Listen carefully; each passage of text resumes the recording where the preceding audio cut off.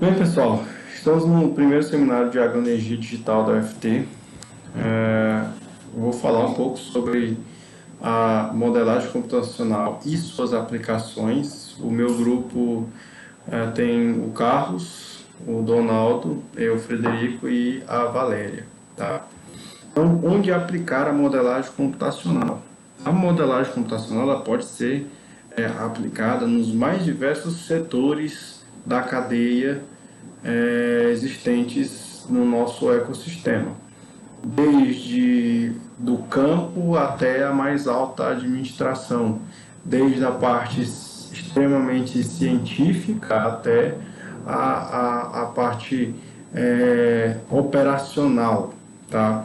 Então, pode ser utilizado em modelos climatológicos para fazer simulações relacionadas ao clima, reações químicas, comportamento de gases dentro de um determinado cenário, dentro de um determinado item, ou até mesmo no estudo de sistemas elétricos. Tudo isso é possível, né, é passível de utilização da modelagem computacional. E por que aplicar a modelagem computacional? Por que eu preciso utilizar? Por que eu devo utilizar isso aí? A modelagem computacional ela é um conjunto de modelos matemáticos que são aplicados e utilizando computação. Né? Então eu tenho esse caminho, eu tenho esse viés aí, essa ferramenta que é o computador, que tem uma capacidade de processamento muito alta. Então, a capacidade de realizar cálculos e possibilidades e simulações de um determinado cenário em relação a um computador é muito grande. Então, esse é um dos principais itens. Esse computador, ele oferece uma acurácia muito alta pela quantidade de processamento, pela capacidade de processamento. Esses computadores tem uma acurácia bem alta, desde que, né, veja bem, lembrando que para que aquele computador tenha uma boa acurácia, ele precisa ser ensinado de forma correta. Quando a gente fala de modelos matemáticos e relacionado aí, né, juntando a computação, você está dizendo que, olha, eu preciso ensinar um computador, falando de forma bem grosseira, tá? Eu preciso ensinar um computador a como resolver um determinado modelo. E esse ensinar, se eu não faço isso da forma correta, a acurácia dele não é muito confiável. Então, desde que, né, partimos da premissa que está tudo ok, a acurácia dele é uma acurácia bem interessante. Por ter a ideia de um processamento bem robusto, né, um grande processamento, a velocidade com que ele me entrega as respostas também é alta. A capacidade de realizar muitas instruções ao mesmo tempo, através do que a gente chama de ciclo de clock, faz com que eu consiga ter uma velocidade de resolução de problemas muito rápido, né, muito alta. E sem falar em relação à questão do armazenamento. Hoje existe um forte, né, claro que é dizendo hoje, mas a informação ela sempre foi importante. Quem tem informação está um passo à frente. E dentro de um universo digital onde os usuários têm um padrão de utilização, tem um padrão de trabalho, eu consigo armazenar o maior número de informações sobre aquilo, me ajuda até mesmo alimentar um outro modelo matemático. Então, a ideia de nuvem, armazenamento descentralizado, armazenamento casado, que a gente fala, né, que tem cópias em localmente, mas também tem em outro espaço, ajuda bastante em relação a isso aí. A robustez e a facilidade de utilização. Os sistemas computacionais eles são extremamente robustos, são extremamente confiáveis. Lembrando aquela variável de que, a partir do momento que eu também ensinei ele, alimentei ele de forma correta, mas ele tem uma robustez muito grande. E a facilidade, ela tem evoluído no passar dos anos. Cada vez mais as pessoas entendem e, e constroem interfaces com uma facilidade, que tenham uma determinada facilidade, para que a ferramenta, aquela nova tecnologia, não seja um empecilho, mas sim um auxílio para determinada atividade que ele quer executar. Na engenharia, onde é que entra a modelagem computacional? Principalmente nas simulações. Então, simulação de ondas, simulação de rompimento de barragem. Antes de construir uma barragem, quais são os riscos? Até quanto eu posso colocar depositar ali? Tudo isso são itens que, antes mesmo de construir, eu já tenho mais ou menos uma noção, um caminho pelo qual eu sei que eu devo seguir. Eu consigo fazer um levantamento a respeito disso. No funcionamento, por exemplo, também de turbinas hidráulicas, né? Quanto que eu preciso de escoamento, né? Quanto que eu preciso que passe por ali para que eu tenha uma determinada resposta. Tudo isso eu posso, antes mesmo de construir, eu já tenho uma noção. A outra área, por exemplo, que é a astronomia. Muita gente pode se perguntar, poxa, como é que os cientistas fazem cálculos com itens que estão a milhares, milhões de quilômetros de distância? Como é que eles têm uma noção em relação a isso? Não vamos dizer tudo, mas grande parte, né, boa parte disso é modelagem computacional. Algoritmos, modelos matemáticos aplicados utilizando um computador. Então é possível simular desde translação de planetas até explosão de estrelas ou colisões de galáxia, né? E tudo isso, a modelagem computacional também está nos mínimos, né? Não é que é mínima a palavra, mas em áreas que muitas vezes as pessoas acham que não existe, não pode ser aplicado, como, por exemplo, na administração. A modelagem computacional ela pode ser utilizada na administração, por exemplo, para otimizar processos. Eu quero, antes de propor mudanças de processo dentro da empresa, eu quero verificar, eu quero simular para ver se realmente aquilo lá vai conseguir me entregar o resultado que eu espero. Eu consigo também, antes de realizar mudanças operacionais, eu consigo simular os impactos que aquilo pode causar, que aquilo vem causar para a minha empresa. Eu acho que um dos mais utilizados e visados é em relação também à logística. Hoje o pessoal estuda muito, né, com o apoio de teoria dos grafos, que é algo matemático, computacional também. Essa ideia de logística, de você ter todo a melhoria na cadeia, a otimização dessa cadeia, economia de recursos, até como alocar. Você vê muito forte o pessoal trabalhando com modelos matemáticos e muitos estudos em relação lá no porto, por exemplo, a organização dos containers. Tudo isso precisa ser organizado, e o pessoal usa desses artifícios de forma organizada, né, alimentando um determinado item para poder fazer e organizar tudo corretamente. Isso são alguns exemplos, existem outros. Agora falando um pouco, né, o próximo tema nosso é justamente como que a modelagem computacional ela está contida na agroenergia, como ela é utilizada. Então, existem várias formas, vários caminhos, vários lugares que isso é adotado. A partir de agora a gente vai adotar, né, chegar a isso mais para o nosso lado, para puxar a sardinha para o nosso lado, que é a aplicação dela dentro da agroenergia, que o Carlos e o Donaldo vão abordar agora já no próximo. Então, essa tecnologia, essa estratégia de tecnologia se torna uma peça-chave em diversas cadeias. Tá? Ela ajuda com que a gente tenha economia de recursos financeiros, pessoal e ecológico. Então, eu consigo economizar com algo que eu teria que gastar, né? Então, primeiro eu gasto para depois ver se dá certo, né? O pessoal aposta muito, e o mercado hoje ele não quer mais, não aceita mais essas apostas. Eu tenho economia de recurso pessoal, porque os processos são acelerados, as pessoas automatizam os itens, né? São botões que eu clico e me dão respostas, e um dos principais que é o ecológico, né?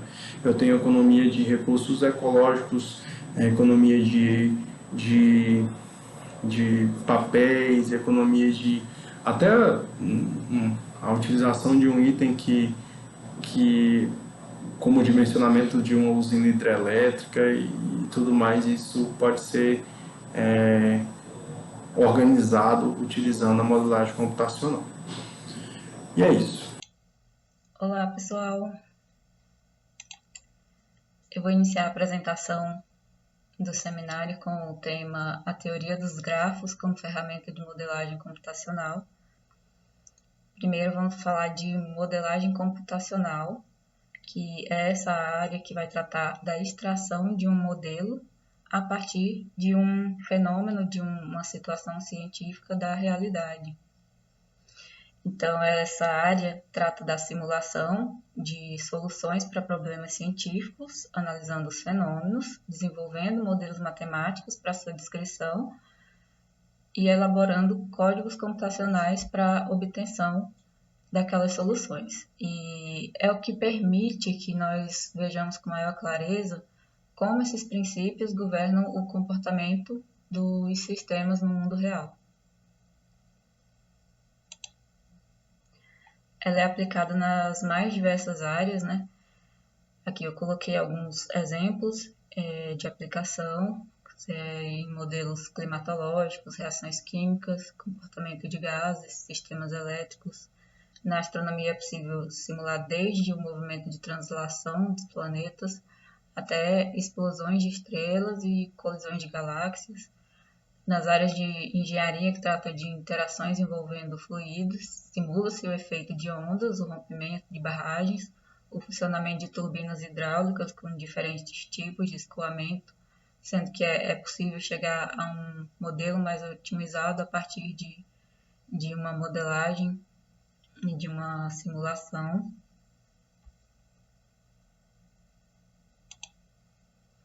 Os passos para se elaborar um modelo computacional, primeiro você tem que fazer a simplificação e a extração das propriedades de um fenômeno. O segundo passo seria a criação de um modelo matemático, né, descrever esse fenômeno em equações. O terceiro passo seria separar em pequenas partes esse problema, ou seja, a discretização do domínio do problema.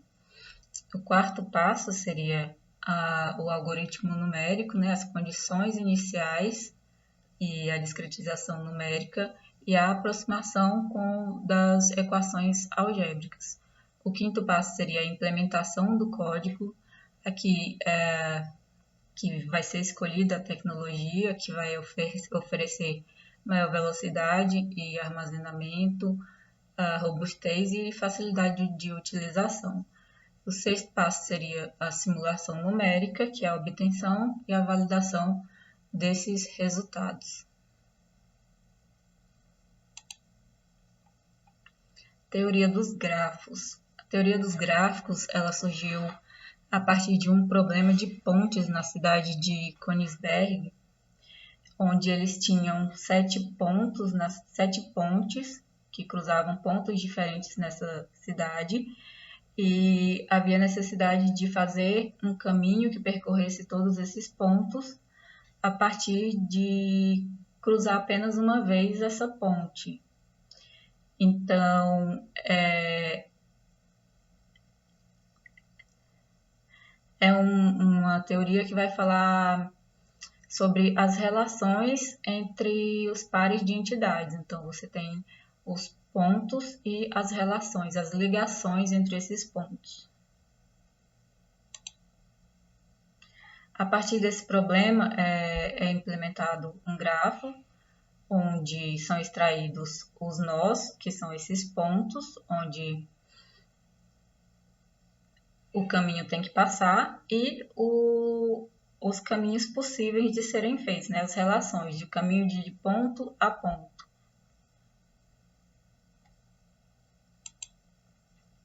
Então, a definição de um grafo, ela vai pedir sempre, vai ser composta por um grupo V de vértices, né, que são esses nós, e o grupo de relações entre esses vértices, que são chamados de arestas. Então, para eu ter um grafo, eu vou precisar desse grupo de nós não vazios e relações também não vazias. Outra forma de ser demonstrada um grafo é a partir de uma matriz de adjacência, onde as linhas e as colunas elas vão ser equivalentes ao número de vértices, vão representar o número de vértices do grafo, e os números da primeira coluna vão representar os vértices de origem. Então, quando você tem uma aresta, ela pode ter um sentido, né, do ponto A ao ponto B, o que não é necessariamente, não é a mesma coisa do ponto B ao ponto A, por mais que você tenha ali a mesma relação, ela é diferente por causa da direção. Então, do cruzamento entre a origem e o destino, se houver uma aresta, esse ponto na matriz vai ser representado por 1. E se não houver uma relação entre aqueles dois vértices, vai ser representado com 0.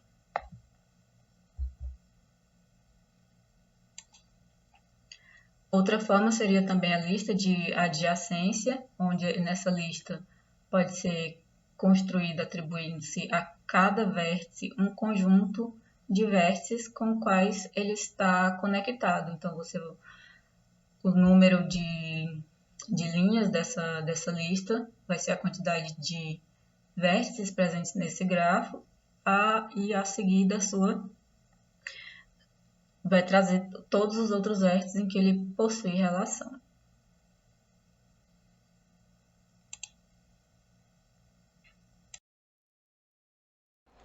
Saudações a todos que nos prestigiam com a sua atenção. Desde já o nosso muito obrigado. Eu sou Donaldo de Oliveira, sou discente do curso de mestrado em Agroenergia Digital da Universidade Federal do Tocantins, a nossa UFT. Com um formato inovador, um dos objetivos do nosso programa é fazer com que todos os elos da cadeia produtiva da agroenergia trabalhem à luz das tecnologias 4.0. Mas você deve estar se perguntando, o que são as tecnologias 4.0? Abriremos aqui um parêntese para explicar de forma resumida o que são as tecnologias 4.0.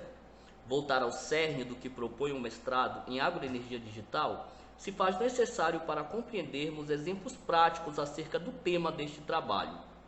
A teoria dos grafos como ferramenta de modelagem computacional, já introduzido pelos ilustres colegas que nos antecederam. Então, de uma forma resumida, tecnologias 4.0 trazem em si conceitos como o de automação industrial e a integração de diferentes tipos de tecnologias, como a inteligência artificial, robótica, internet das coisas e a computação em nuvem. Tudo isso com o objetivo de promover a digitalização das atividades produtivas, melhorando processos e aumentando a produtividade. É a quarta revolução industrial que chega à indústria e ao campo. E para que não haja dúvida de como as tecnologias 4.0 têm transformado a vida do homem do campo, assista ao vídeo. Exemplos práticos de como as tecnologias 4.0 são munidas de informação para chegarem ao campo e cumprirem o seu papel. Fique com o vídeo. Você sabia que o controle da sua produção rural pode ser feito com apenas um clique? Para entender um pouquinho mais sobre isso, o Multiagro de hoje fala sobre a agricultura 4.0.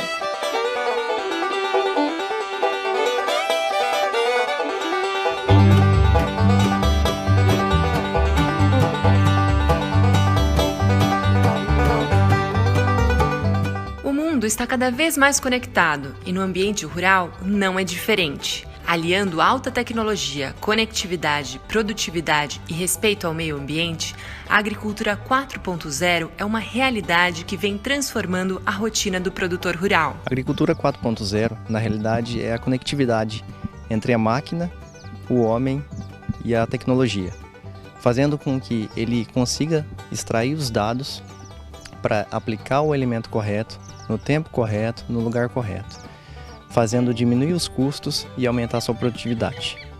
Então, quais as vantagens você diria para o produtor adquirir esse tipo de tecnologia para o seu campo? A maior vantagem, são duas. Essa diminuição de custos, porque os custos hoje impactam relativamente na lavoura, e a produtividade. Quanto mais ele aumenta a sua produtividade, mais ganhos ele tem, e esse é na realidade, o maior gap da agricultura. E falando da parte prática, então se eu tenho uma máquina dessa, ela consegue saber exatamente quanto de nutriente está faltando naquela área? Exatamente. Se a gente fazer uma análise de antigamente, nós pegamos aí há 10, 20 anos atrás, onde o cliente ele não sabia o que ele aplicar, no tempo que ele vai aplicar.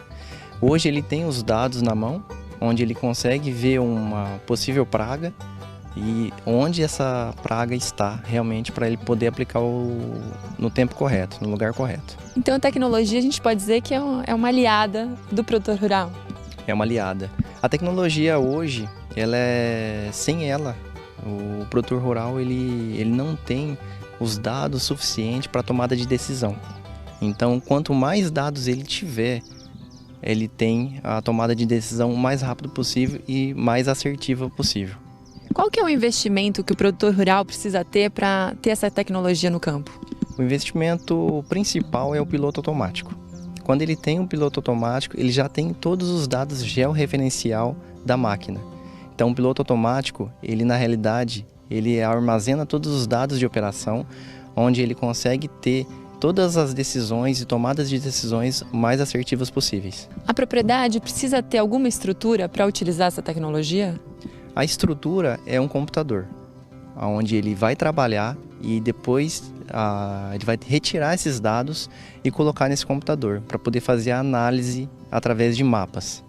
E feita a análise, então, aí você sabe exatamente o que precisa ser feito na sua propriedade, é isso? É isso. Ele vai saber com o mapa onde ele tem uma possível falha, onde ele não aplicou no caso do pulverizador. Existem falhas de operação, onde ele vai também identificar através dessas informações. Então é um ganho extra para o produtor rural se ele tiver uma tecnologia, não é? É um ganho extra. Ele, além de diminuir os custos, ele vai ganhar na produtividade e ele vai tomar as decisões o mais rápido possível, com mais assertividade.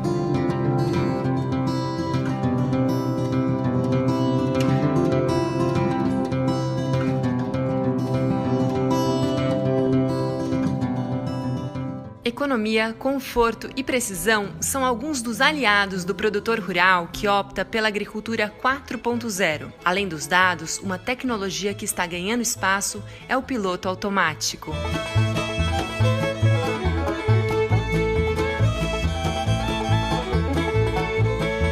Então vamos falar do funcionamento dessa máquina. Como é que funciona o piloto automático, Bruno?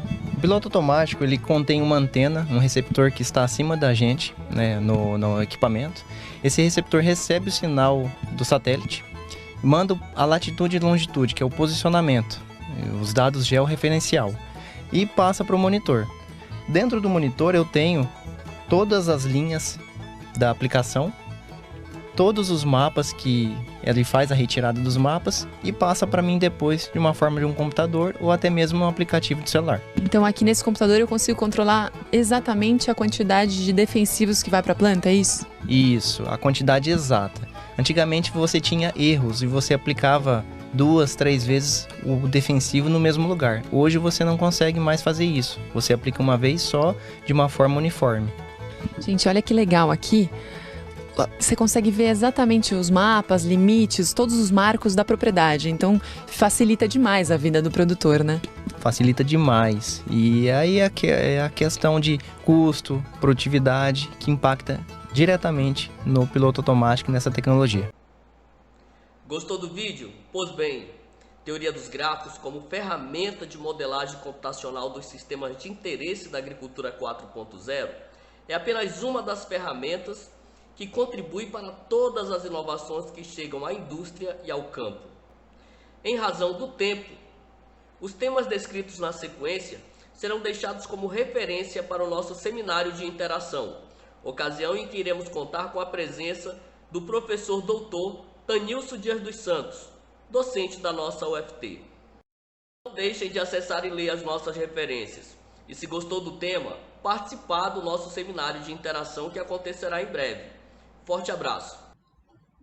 Olá, meu nome é Carlos Dutra. Sou engenheiro ambiental e vou apresentar para vocês algumas aplicações da modelagem matemática para a agroenergia.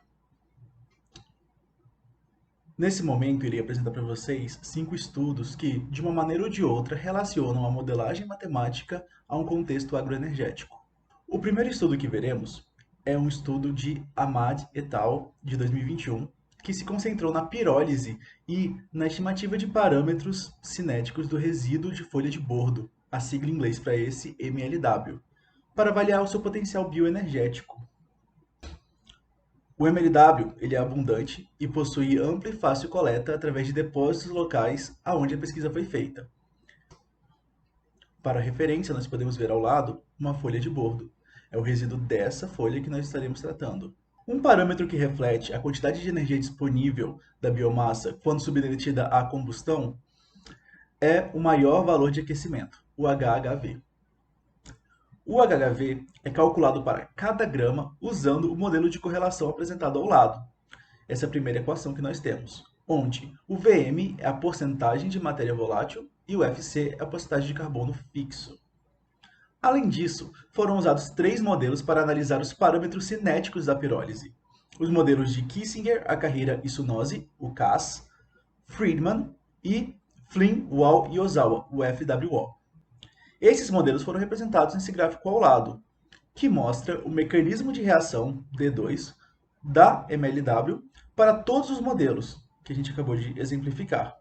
Os padrões de degradação térmica obtidos a partir de modelagem cinética e análise termodinâmica de MLW mostram que ele pode ser convertido em produtos gasosos, principalmente na faixa de 200 a 430 graus Celsius. A partir da modelagem, foi possível observar que os valores de HHV mostraram um notável potencial de bioenergia do resíduo de folha de bordo. O segundo trabalho, de Mombach et al., relata de forma detalhada as propriedades físico-químicas do resíduo de casca de nosso pecan, com a sigla em inglês PNS, e sua adequação para a conversão pirolítica em bioenergia e produtos químicos de base biológica. O comportamento da pirólise do PNS foi avaliado usando um analisador termogravimétrico em 5 programas de taxa de aquecimento em uma atmosfera livre de oxigênio. Na imagem ao lado, nós podemos ver um exemplo de uma noz pecan. A energia de ativação foi obtida para cada evento de desvolatilização pelo uso simultâneo de 4 métodos isoconvencionais. Desses 4, 3 nós já vimos anteriormente. O único novo é o método de Starink, STK. O gráfico a seguir demonstra a utilização desses métodos com relação à dependência de energia de ativação com o grau de conversão para os métodos isoconvencionais, utilizando as metodologias FR, FWO, CAS e STK, para cada evento de desvolatilização derivado da pirólise do PNS. E, a partir do resultado das modelagens, é possível concluir que, do ponto de vista termodinâmico, o resíduo de casca de noz pecan tem um potencial significativo para aplicação como matéria-prima para a produção de agroenergia. O terceiro estudo de Jones et al. Traz um modelo de água do solo baseado em Richards. Foi implementado nos modelos de ecossistema terrestre APEX e EPIC, para melhorar suas capacidades de modelagem hidrológica. O estudo foi feito para avaliar os impactos da substituição de uma plantação de milho para uma plantação de grama alta, switchgrass, para obtenção de bioenergia celulósica. Então vamos lá. O switchgrass é um tipo de grama alta presente no sul dos Estados Unidos, e ele está sendo exemplificado pela imagem ao lado. Até então, nós estávamos vendo a modelagem matemática para avaliar o potencial agroenergético de algumas matérias-primas. Nesse estudo, ela foi usada para avaliar o impacto da substituição de uma plantação para outra, no caso milho e esse switchgrass. O modelo de Richards, junto com outros 2 modelos existentes de água do solo, foram calibrados e avaliados para checar o desempenho da simulação hidrológica em nível de bacia hidrográfica, em cenários de conversão de paisagem em produção de culturas de bioenergia. Ou seja, nós veremos agora um modelo matemático sendo usado para avaliar esse potencial impacto na paisagem. Esse gráfico demonstra exatamente o que nós estamos tratando. O trabalho de Jones et al.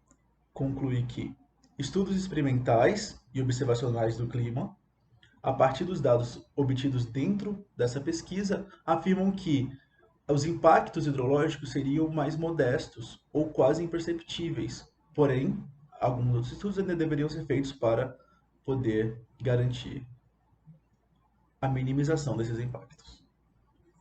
No quarto estudo, Rafiki et al., nós temos um foco nos desafios enfrentados por economias fracas para lidar com a deficiência de energia. Então agora a gente já tem um outro escopo em que a modelagem matemática pode ser aplicada à agroenergia. O desenvolvimento gradual e estratégico de um sistema de agroenergia sustentável é proposto como oportunidade para avaliar as questões de energia e economia por meio de uma matriz energética mais limpa. O modelo apresentado nesse estudo projeta uma cadeia de abastecimento de agroenergia em vários períodos, com o objetivo de minimizar a lacuna de energia abaixo do orçamento e as restrições de disponibilidade da biomassa. Os elementos dinâmicos do modelo capturam a interação entre o tamanho da população, demanda de energia, disponibilidade da biomassa, consumo de energia e o produto interno bruto. O gráfico ao lado demonstra o custo total versus a energia gerada, e nós podemos ver que a partir do 10º ano o custo ele fica menor do que a quantidade de energia. Além dos custos de instalação e operação, o modelo considera custos de transporte de biocombustíveis e perda de rendimento de transmissão também. A análise destaca que o custo para o desenvolvimento ideal de um sistema de bioenergia pode variar significativamente ao longo do horizonte de planejamento. A configuração ideal começa como um sistema altamente centralizado e evolui para um sistema amplamente descentralizado, no qual as usinas fornecem biocombustível e fornecem também energia localmente. O quinto e último estudo, ele é de Weisberg et al., de 2021 também, discorre que o uso da biomassa na cogeração é uma alternativa sustentável para a produção de energia, permitindo a substituição dos combustíveis fósseis e a redução das emissões de gases do efeito estufa. Para o desenvolvimento dos modelos de investimento, foi realizado o planejamento experimental computacional fatorial, onde o portfólio Aspen One foi utilizado em cada método para simular o processo, permitindo estimar o investimento de capital fixo. Os custos de captura foram estimados por equações analíticas, usando os valores de investimento e outras estimativas do processo, chegando a $262 por tonelada, mas podem ser tão baixos quanto $17,2 por tonelada, se as limitações do setor agrícola forem desconsideradas. Essas limitações seriam a sazonalidade, o tempo de funcionamento e a capacidade. A estrutura financeira desenvolvida nesse projeto pode auxiliar na tomada de decisão de um investimento em cana-de-açúcar e biorefinaria em relação à agroenergia, com captura e armazenamento de carbono, ou no desenvolvimento de políticas de mitigação de carbono. A partir dos estudos apresentados, nós podemos ver que, por diversas maneiras, a modelagem matemática auxilia dentro da agroenergia, não somente na questão técnica, como a eficiência dos biocombustíveis, mas também com avaliações de viabilidade financeira, como vimos agora no estudo de Weisberg. E a modelagem matemática também pode auxiliar para a avaliação de impactos ambientais dos empreendimentos relacionados à agroenergia. Chegamos agora ao fim da nossa apresentação. Agradeço muito que tenham chegado até aqui e caso tenha alguma dúvida, por favor, entre em contato. Agradeço muito por terem assistido até aqui e tchau.